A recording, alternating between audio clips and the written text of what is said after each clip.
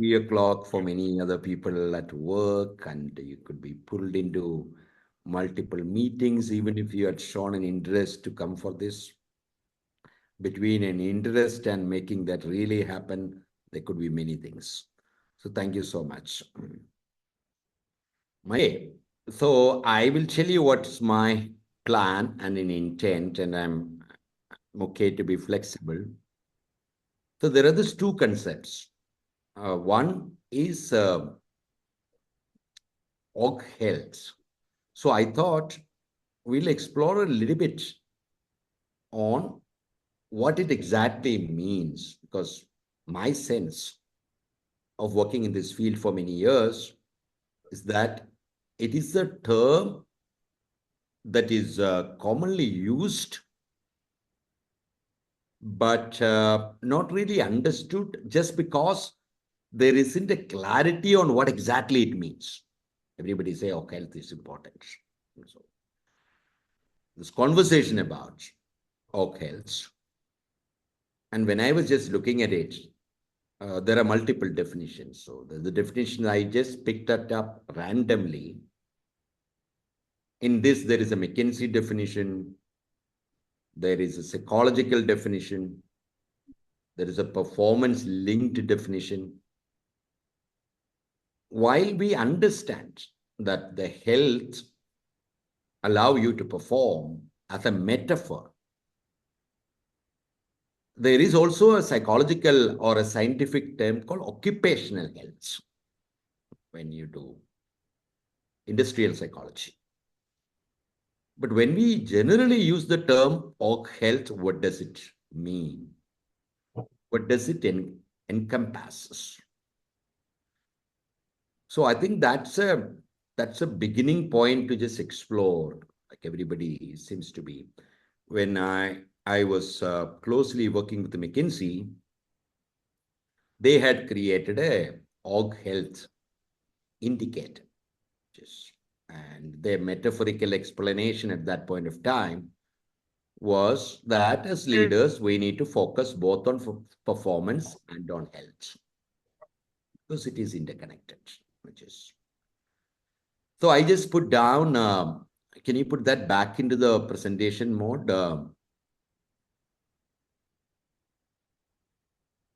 Yeah, just put randomly with an intent that we might wanted to really start thinking that what does it mean in my context? What does it mean when I use that in our organizational context? What does it mean when I use this term in conversations? So that's why I just put some cue. Do any one of you who are here, do you have any other thoughts around if you were to ask to create an operational definition? Would you have any other thoughts on what could we call as organizational health? There probably would be an element of culture in there, Santosh. Could be. Again, the challenge will be culture is again a larger Yeah, overall the construct is, yeah. big, but we will. So it is related to culture. What else?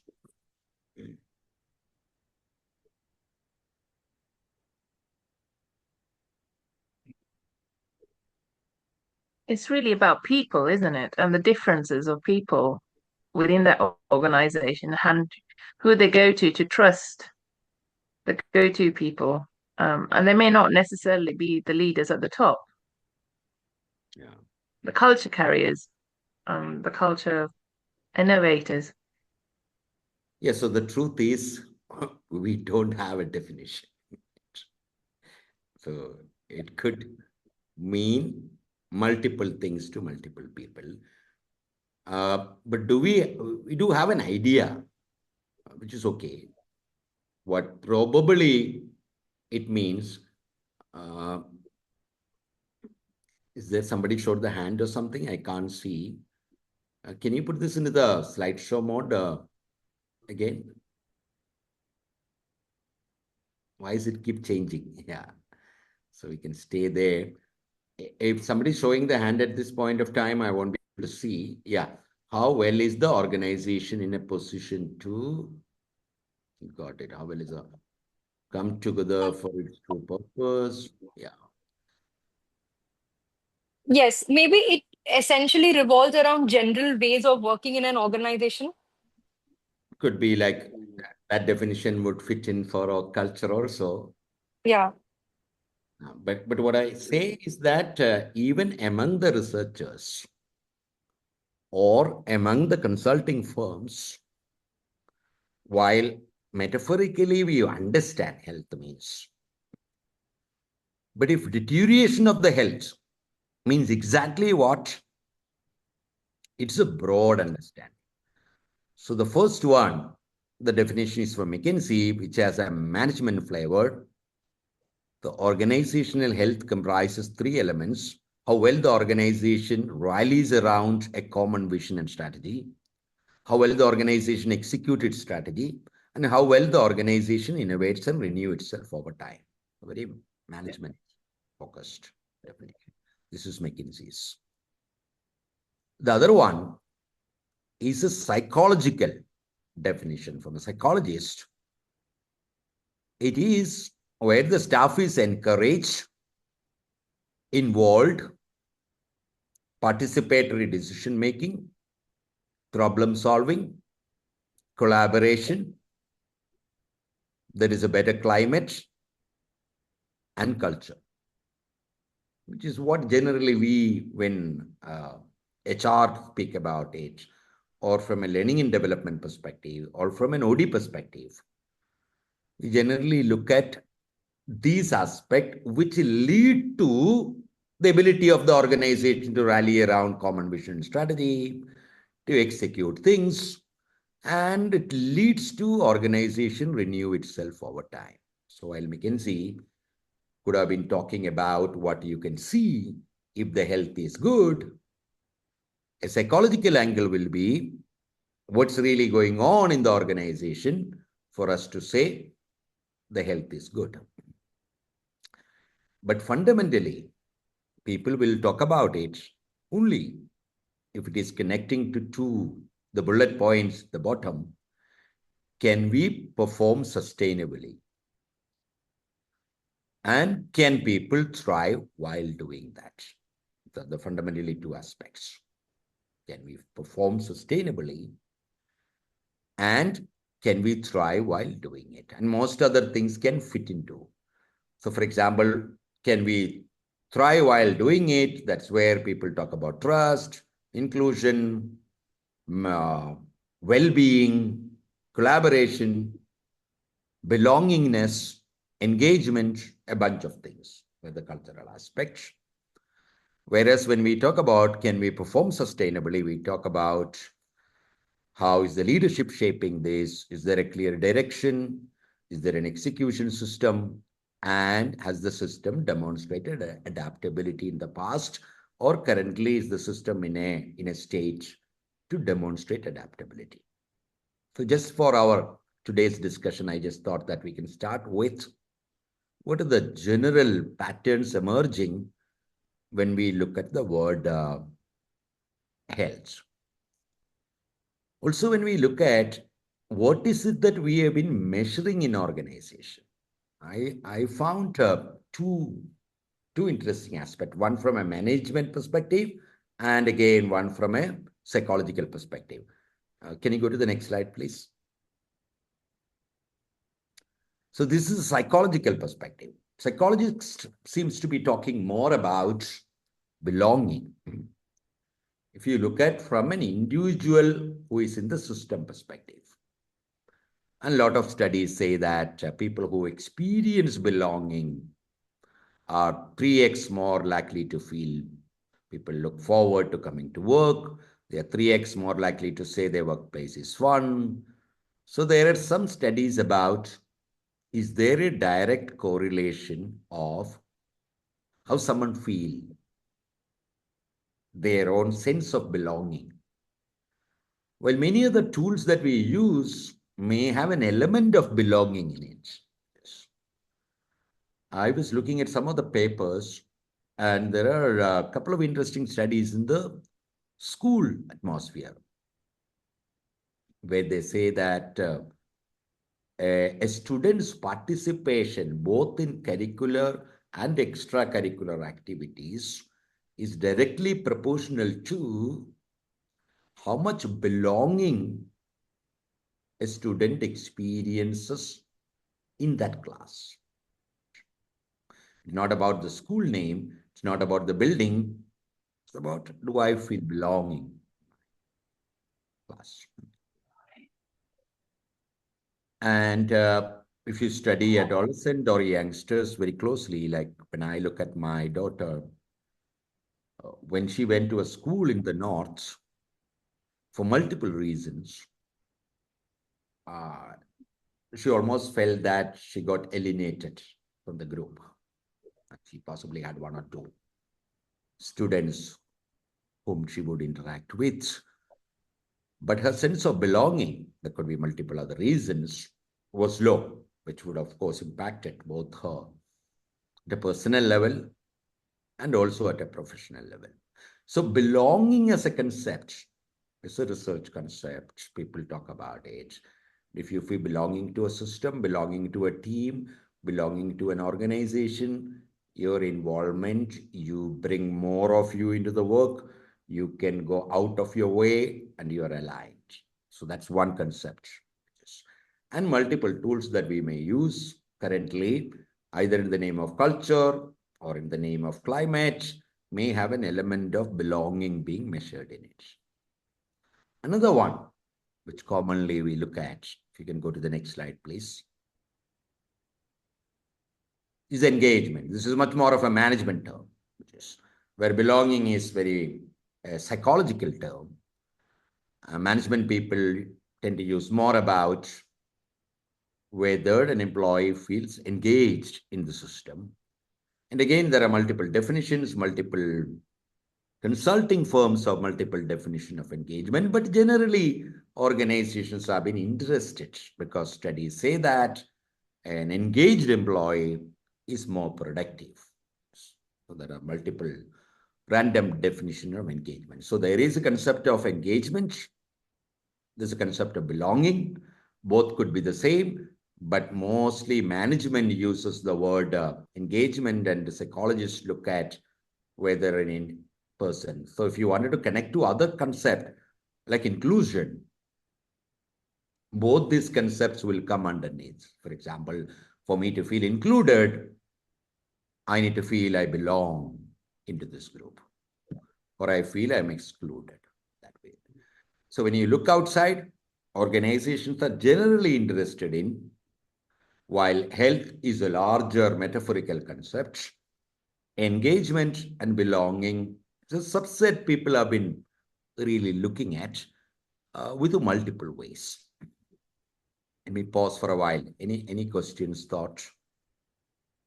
If there are any questions, let me know that I don't have to just go. Okay, good to go. So can we move into the next one, please?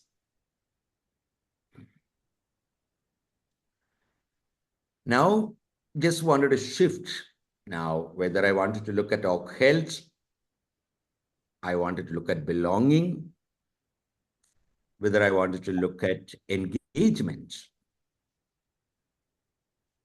One of the missing piece is that currently what we do is we can ask people whether they feel engaged or not. We can ask people whether they feel belong or not, whether they feel is included or not, whether they feel excluded or not. This is a fundamental philosophical thing that either I can look at individuals and study them, how they feel, or I could look at a system perspective. So when you move from individual to system, one of the definition of a system is system thinking per se is interested in understanding the interaction between the parts, not much on the parts itself. Let me stop and say that again. From a system thinker's perspective, for them to understand system, their focus is on interaction of the parts within a system, not specifically on the part itself. In this case, part means a human being and interaction of that parts, interaction of the human beings in the system is the relational networks we form. So here, I'm just putting up a question that whether I belong, whether I'm engaged in a system without asking somebody whether they feel or not, can I understand by looking at the network pattern? And then, if that's true, how do we want to look at health? Because the current definitions are vague, do we want to give some attributes and see if networks can demonstrate that? That's a shift which we are going to look at. So far, so good?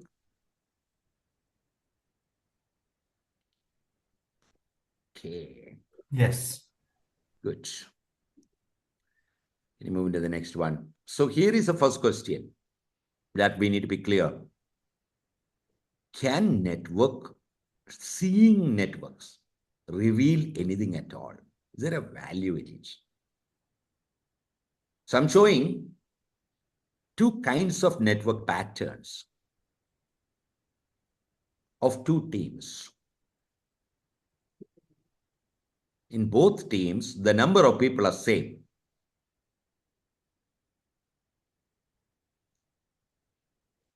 But the relationship they have with each other is different.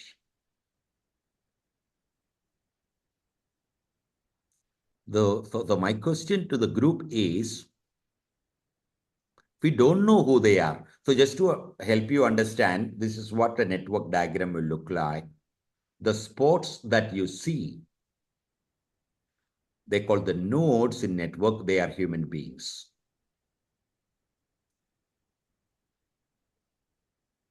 And if there is a connection between two dots, which means there is a relationship between them. It's a simple network diagram. We can explore more whether the relationship is reciprocatory, both are connected. Is it really trusted?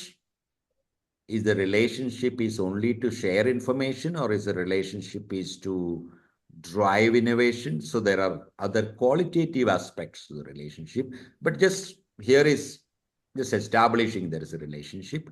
And arrows show who is going to whom in the relationship. What does the red spot indicate? And the blue spots, I understand, are people. Yeah, red is also people. In this case, red happened to be the team lead. Team leader. Leader of the. So my first question. So first question, we need to understand that, okay, I need to take the trouble of mapping the network. What does network show? So that's why I removed all of the data from these two networks. And asking you this question, if you just get only this, same number of people, two different kind of teams, red is the leader. What assumptions can we create? This assumption need to be tested after that to the team. But what initial assumption can we create? Any thoughts? So in the first situation, both the teams are interacting between each other as well, apart from interacting within each other. Versus in the second situation, the interaction within teams is only through the team leader. And then again within the team. But ac- between the teams, the interaction is limited in the second situation. Okay.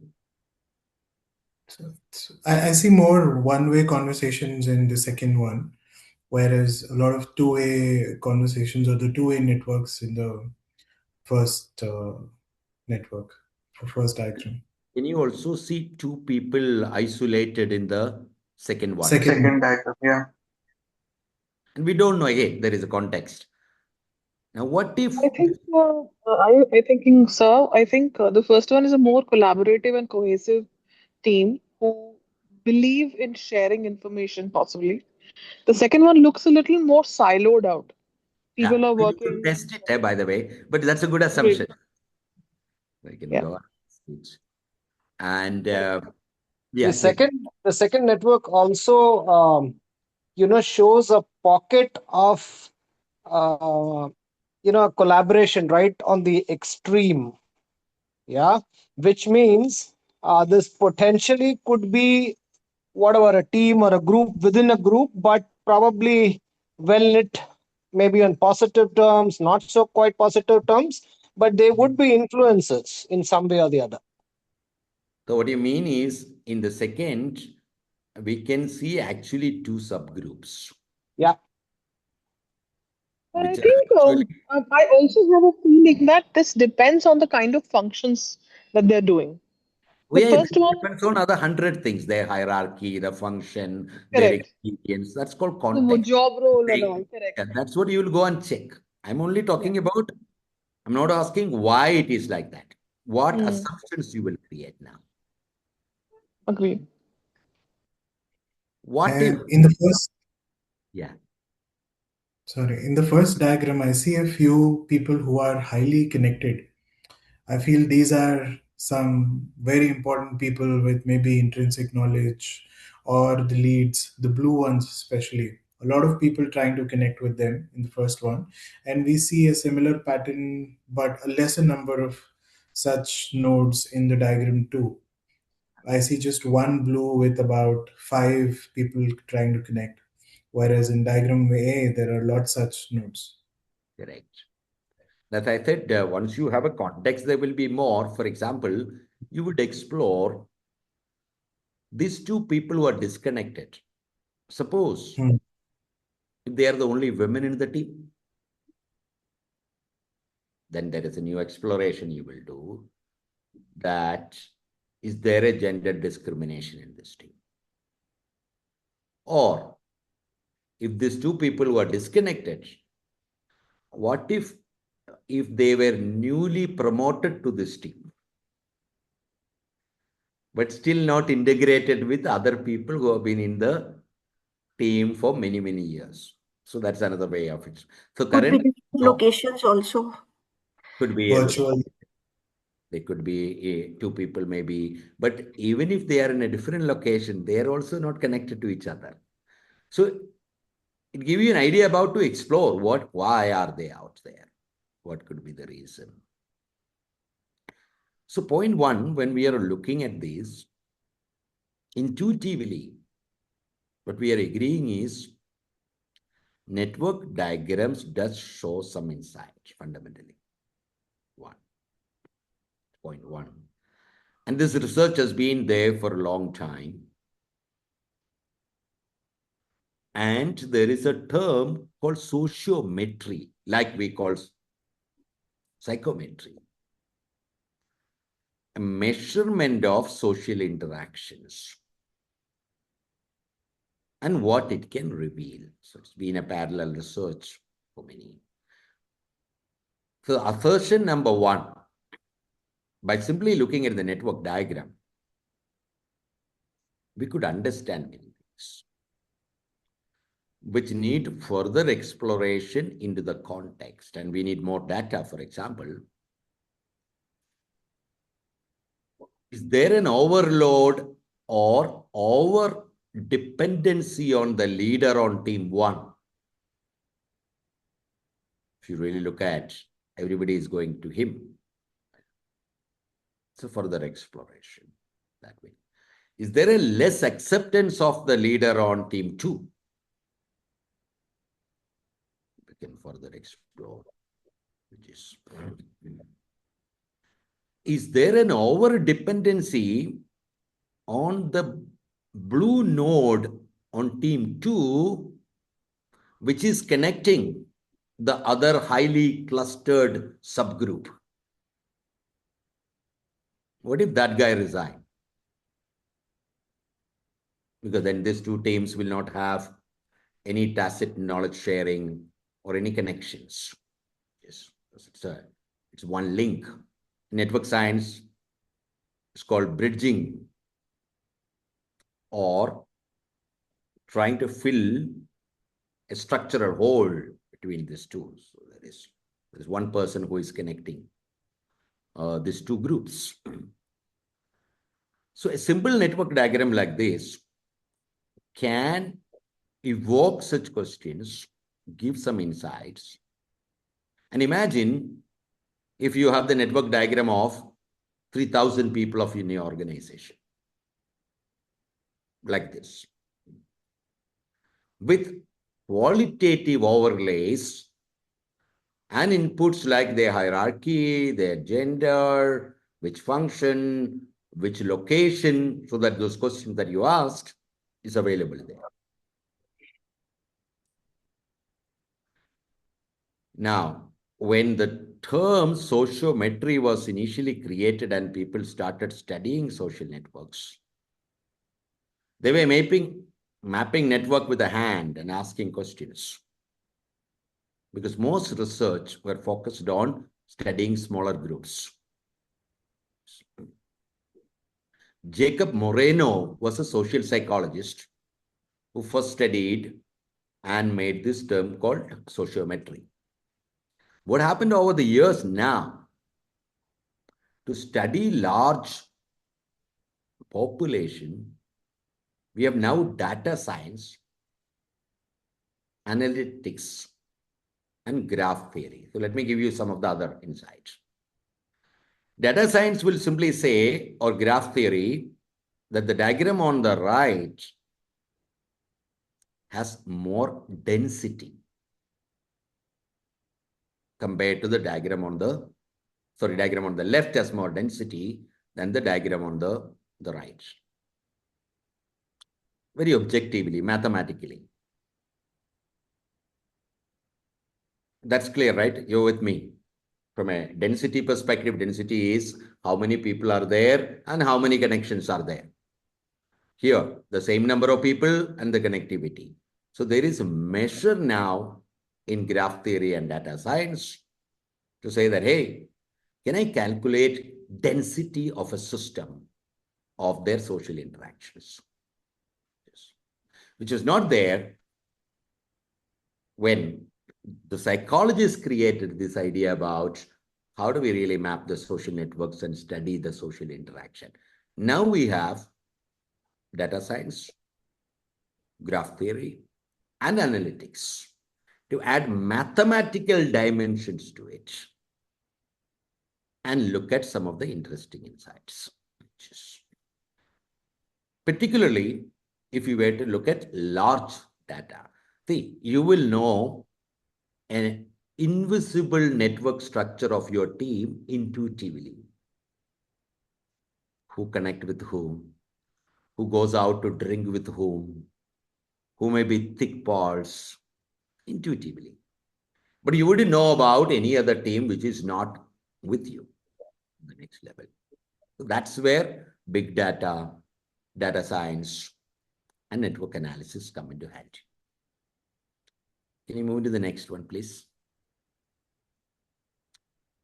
Now, if you put a little bit more context, so this is a real one. The other one is just client.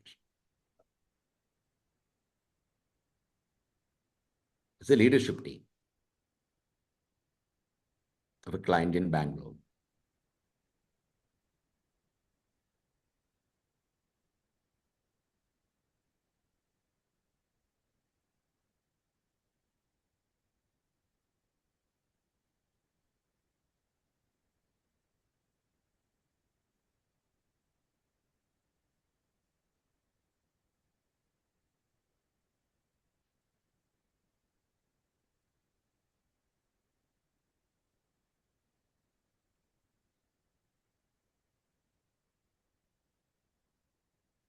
Here we have the data, context, which function they are, where they are, who is interacting with the external world as a functional thing.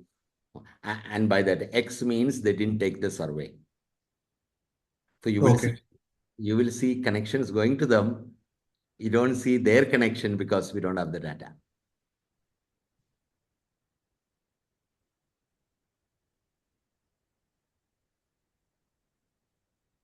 So basically, with these two slides, what I'm trying to argue is that, first of all, we need to understand that network can show insights. That's a fundamental point.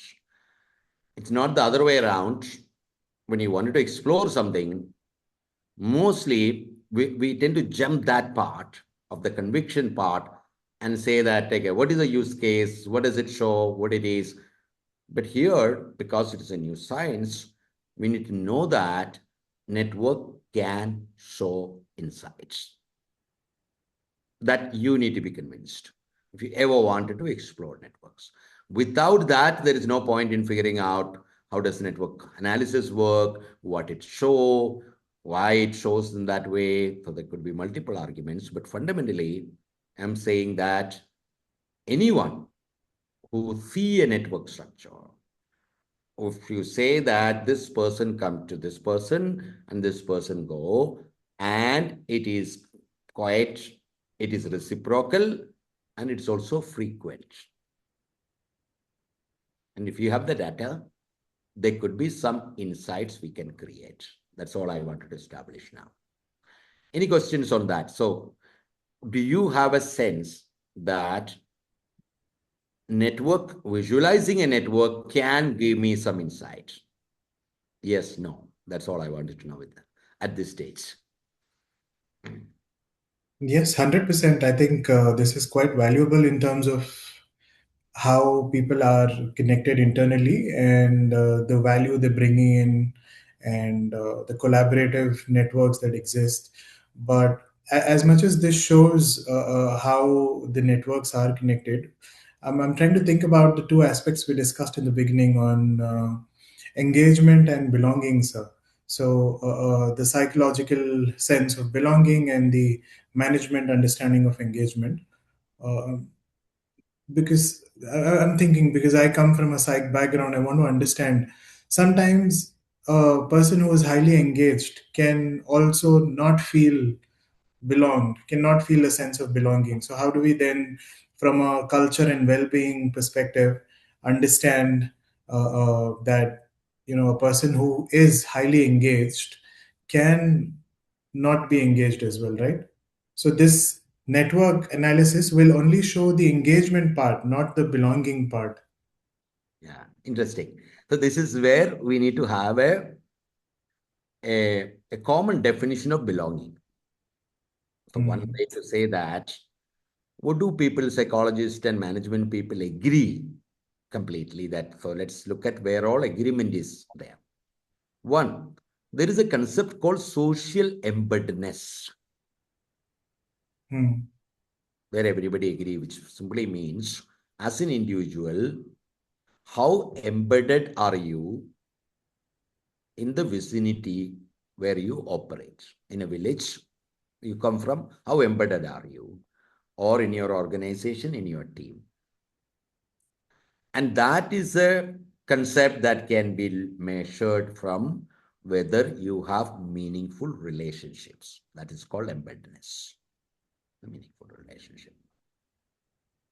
Now, whether we connect that only to engagement, or we may want to extend that, saying that meaningful relationship in a place could create belonging. So I was last week with a bunch of school principals, and their understanding of belonging was a student who have great relationships and teachers and students whom he can reach out for support in the system, in there they feel belonging.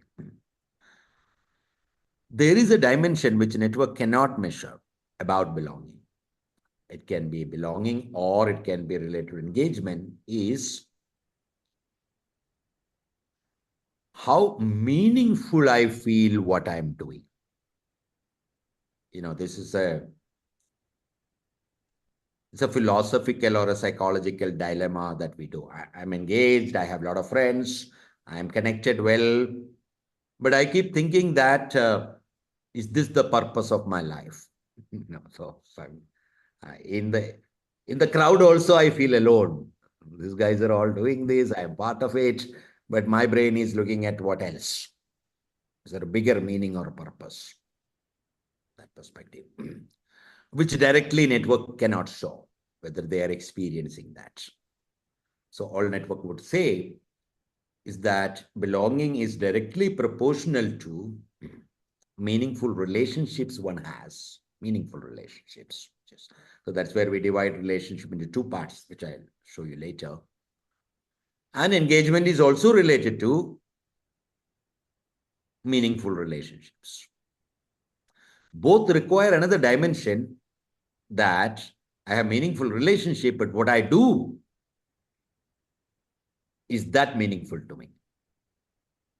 Work, my life, am I really doing something meaningful? So that dimension, networks cannot show, which is strong in belonging, that I not only belong to the crowd, I belong to the ideology of this organization.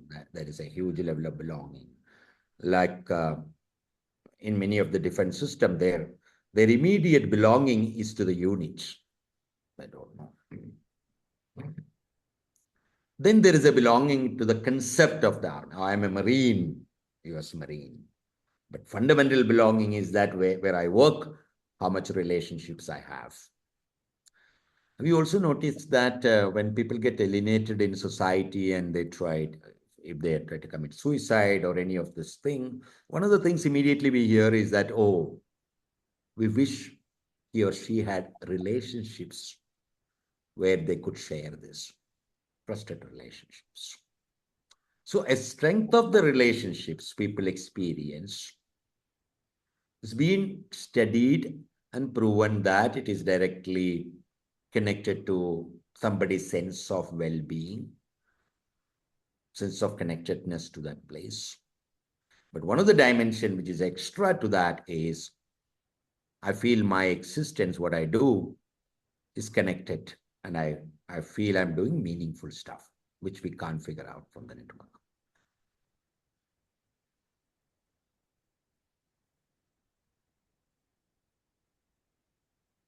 Okay, if you can go to the next one, please. So fundamentally, when I'm using a survey, I am asking about an individual experience. Do you feel engaged? But when you look at a network, you are looking at a relational condition, how work and support flow. Do I get support? Do I get support from work? Do I have people whom I can share things?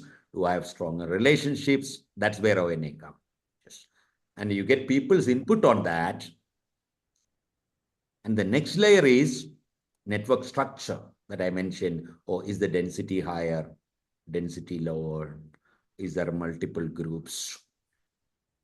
Is one layer in your organization has more relationship than other layers? Is the relationship patterns that is shown in the organization, does it allow information to flow till down? So these are called the patterns. So there is a individual input on relationships. From there, you can also look at network structures. That's what network will do. Whereas a survey, and asking people will give you an individual lived experience, which is important, of course. Lived experience of how am I feeling about this. The other challenge is networks also change, but networks is slightly more long living. Individual sentiment can change quickly faster.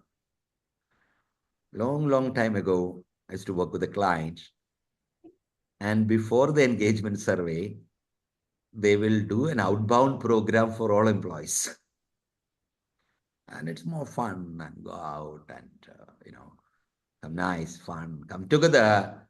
And that immediacy effect used to give them a very high score on the engagement survey. So sentiments is, it can quickly change.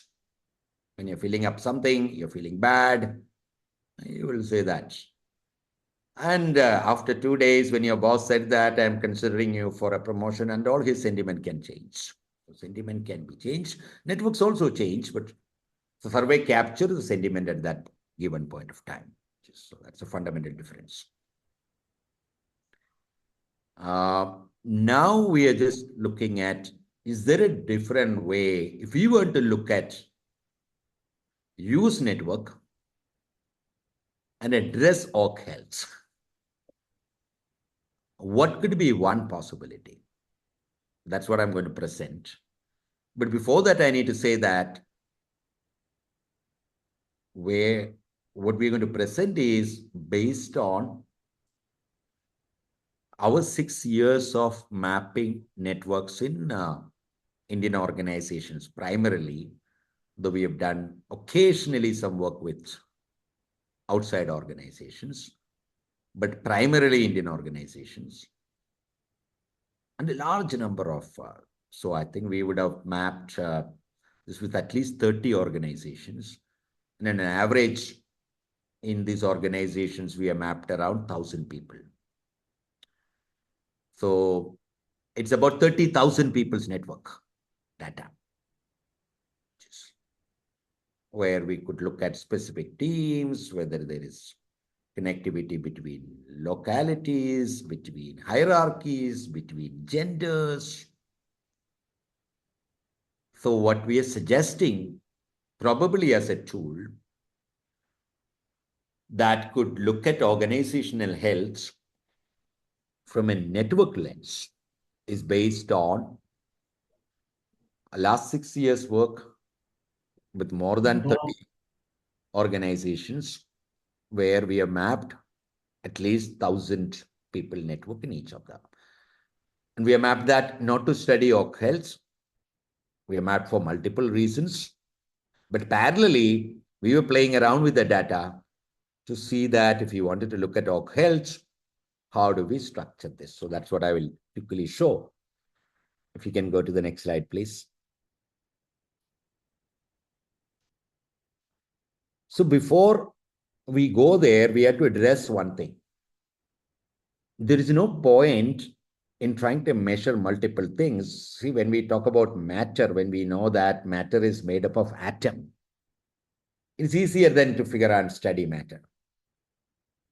So one of our initial exploration was, what is that one phenomena which is there as a core? If we study that, the other phenomena can be understood. So that's where we reach something called social cohesion. How connected the group is, how cohesive the group is. Again, nothing new. How densely connected they are, how densely they support each other, how densely they share information, how all of them have the same narrative they can share, how all of them support each other to get things done. So we were exploring what could be the common fundamental thing that has an impact on resilience, that has an impact on collaboration, that has an impact on engagement. And that's where we came up with thinking that what we need to look at is cohesion in a system. And this is where I think last year's World Economic Forum mentioned that one of the biggest challenges that the world itself is facing is that the social cohesion that human beings experience is reducing. And if the world is experiencing that, that could be the case within the organizations also. So for us, we decided that as a fundamental unit, if atom is a unit to study matter, our fundamental unit to study health or belonging or engagement would be to look at social cohesion. And we will be looking at cohesion from a network perspective. That's what we'll show you. You can show the next one, please.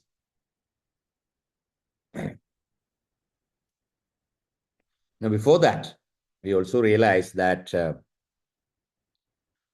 while there has been a lot of research on the network, and people understand that, it is easy to understand. There is no. But not many people have experimented with mapping the network. In fact, Microsoft Viva, for the last few years, have been selling a tool to say that by mapping the email network, I will show you the collaboration, connections, and everything. So even our bigger organization like Microsoft have thought about it. But I think for us to really explore or improve the health of the organization, like I said, first we need to have the belief that network can reveal actionable insights and a system perspective that's useful. That's a critical thing. And unlike being very prescriptive and predictive, you need to have a curiosity saying that, why is this network like this? Rather than jumping into an assumption. Somebody mentioned last time when I was showing the network, maybe it is because of that function. Maybe that function, one function I showed on the left, which was an internal audit team. The other function that I showed on the right could be a sales team that could, define how they connected. But there is a general curiosity to figure out. And the third one is about many of us, it is easier to just follow a pattern. Oh, I've been using a pulse survey, or is it globally done? Or we've been using this survey regularly. And to shift something, when I do a workshop, I do a simple activity. I ask people to hold their hands in this way and ask them which thumb comes on the top when you hold it. Interestingly, half of you who do that, just try and tell me which thumb comes on the top. For half of you, Left. left, and half of Dominant hand's thumb will come on the top. no, that's a wrong assumption. Because if you really look at it, most of us, at least 80% of the people or 90% of the people who are going to sit in this room are righties, but at least 50% of the people will answer that their left is coming out. But fundamentally, the reason is it has no meaning. Both our hands are equally useful, but as growing up, we tend to use one and it becomes comfortable. So it keeps coming up. And if you ever wanted to try the other thumb to come up, it's still difficult. So change is painful. The only person who loves change is not even the bus conductor, but a wet baby who loves change. So we don't want to change. Say that this is what we're doing and we continue doing it. So I think these are the conditions that will allow us to explore something with the network and health. And I'll show you the model now. If you can just move to the next slide, please. Yeah. We just created these 4 parameters to map from the network perspective. We say to avoid this ambiguity of what am I measuring? I said, let's say that we are measuring social cohesion. So clear. Okay, that's a concept. That's a sociological concept. Can be. And UNICEF, UNDP, sociologists have been very interested in this concept called cohesion. That way. So we're saying, what do we look at from an organization perspective? Do people collaborate for common good?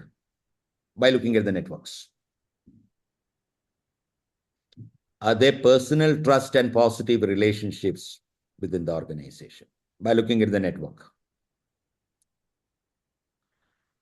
Would there be alignment in execution?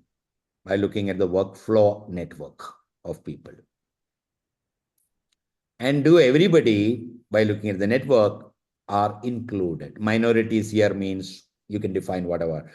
People who are new, people who are less tenured, people who are recently joined, people who are from a different gender, people who are from a different geography, whatever you feel minority, are they equally represented and connected? So we feel that by looking at, is there a right amount of collaboration for common good, which gets work done? Not only work get done, but is the climate of getting work done, is it through personal trust and positive relationship? That's the second one. Do our execution, does it flow? Is there social networks through which that can get done? And is there a general fairness and respect and inclusion that we experience? and all four from a network perspective. And we can measure all four just with four questions being asked to large number of people. Let me pause.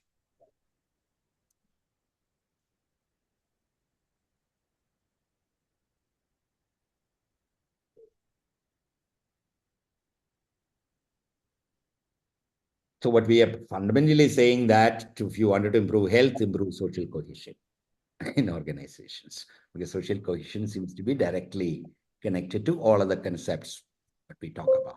Belonging, engagement, driving things, sense of collaboration, all can be as a unit looked at how cohesive is the network, because through that information flow, tacit knowledge flow, help reaches, people feel psychologically safe. So instead of trying to look at as fragmented multiple pieces, by looking at social cohesion and improving that would improve the other areas. And we could use this one tool in the place of multiple tools that we use and annually look at how are we doing within our organization. Do we have one more slide? Yeah. Now, this thought process came up because we did a lot of work with clients where they currently use some kind of an engagement survey. And it could be the work when they say, in the last 3 years of an engagement survey, we feel that HR department has low engagement. Can you figure out why and do some OD intervention? Because survey, what they have is what they responded as a perception and language. I'm going to do work with a large financial sector firm next week because their survey said that the decision making take long time, which impact the resilience and go-to-market strategies, but they don't know why the survey has it. So we need to take some action. So we need to explore. So sometimes there could be a question which say, I feel like my colleagues support me and I can trust them. And 85 or 84% agree. But when you study their network diagram, we feel that only 21% of trusted relationships are reciprocal. That could be a perception. It might not be reality. I'm not saying that one could be true, but there are this two dimension. One, this is how I perceive. Second, what the relationship data shows. So it may be useful to experiment with what the network data shows, which may be much more actionable in terms of if you wanted to improve climate, engagement, inclusion, whatever we call, but we are saying that look at as a fundamental unit, cohesion. By the way, not that high cohesion always lead to high performance. High cohesion, along with direction, strategy, will lead, because high cohesion can also become high resisting force if they're not aligned.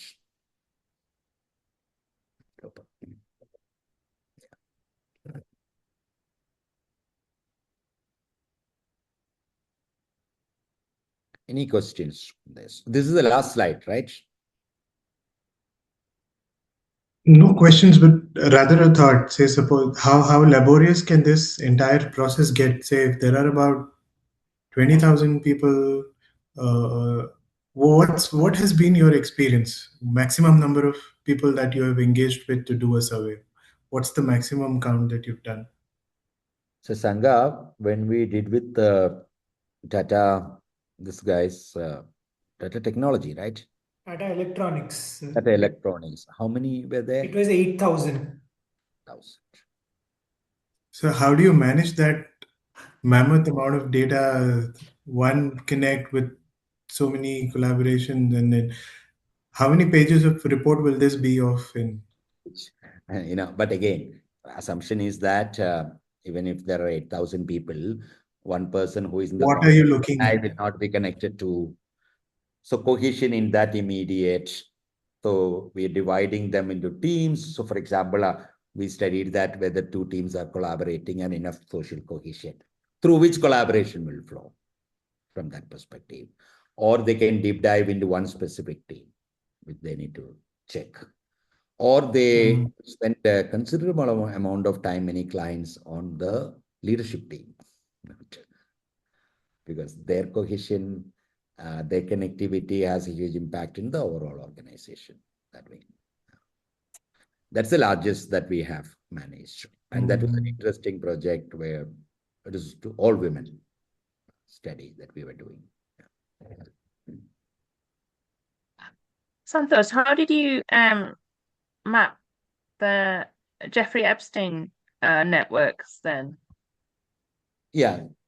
So that she brings a question. There are two ways to map networks. One is called a passive way of mapping networks, and the second is called an active way. We use an active mostly means we ask 4 questions to everybody. Passive means I couldn't have asked this question to Jeffrey Epstein's people because no more. So we go into secondary data Right. to say that, for example, that's what FBI and everybody doing, that Bill Clinton has called him 16 times. So call become a connect, a call. Okay. A police department can look at calls between criminals and figure out who is in the central that way. Like when they wanted to predict, the researchers wanted to predict who would be the next pope. Yeah. Catholics, they use secondary data to map a network. We once did an interesting analysis in Twitter data. I wanted to know in Bollywood whether there is equality. So assumption between men and women. So one of the assumptions that I made is if they consider equals, if a famous uh, actor, regardless of gender, if I follow you, you would be following me. That's an assumption. But we found that men don't do that in Bollywood. So women were following all the men, and men were not following them back. That's a secondary data analysis. We took the data from Twitter and did our analysis. We found Preeti Zinta is the most connected person, not what whom we thought in the Bollywood. So you could understand some interesting stuff by looking at the network.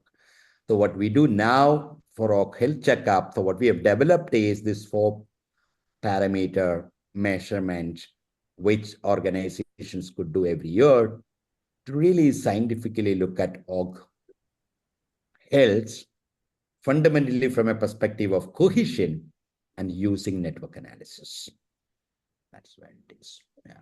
And we do have a platform now, Mohammed, to ask that question, which can manage a large amount of data because we've been working on it for a while. But the highest we have done is around 8,000. But hypothetically speaking, our system can manage 20,000 people's data.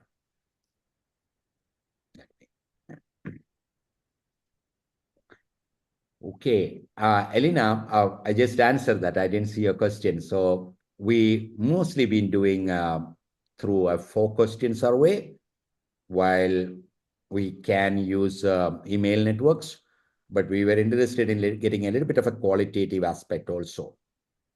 So we wanted to also map personal trust, which we thought with emails it's slightly difficult to form, to figure out.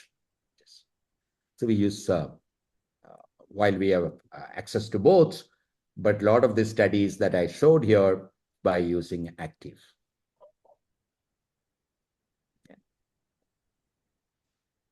So great, we were thinking about doing this hour, and it's almost time. And thank you once again for any one of you who are interested in exploring this focused in survey to look at these 4 aspects, which then relate to org health. You can just connect to Orglens, and we'll be able to take you through in the next session how it works, feel of the platform, how you can do exploratory analysis within that, what insights, what form the insights come to you, what do you get, and how do you play around that. So if you wanted to go to that next level, do let me know, and we can organize something specifically to get you a feel of how this works. Thank you. All right. Okay.